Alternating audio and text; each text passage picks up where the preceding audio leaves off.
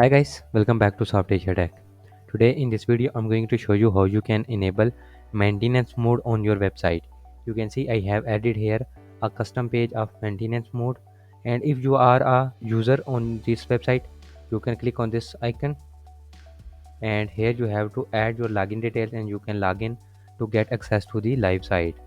But here I will show you how to create this page. So let's log into your site and I will show you how to do it from scratch.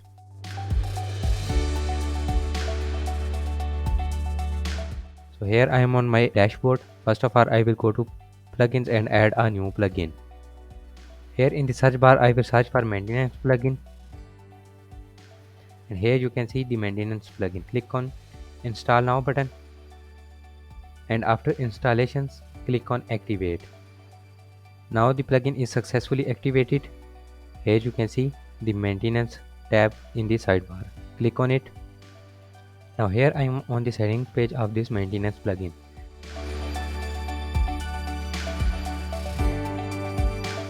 Here you have all your stuff, like you can change the maintenance mode headline. Here you have the page title and also the description. Also you can add footer text and change it as you want, then save the changes. Now the changes are saved. Here you can see the maintenance mode is on. Now let's visit the site. Now here you can see the website is working fine because I am logged in on the site. So now I will go back to my dashboard and I will copy this URL, and now I will open the incognito window and paste my link here.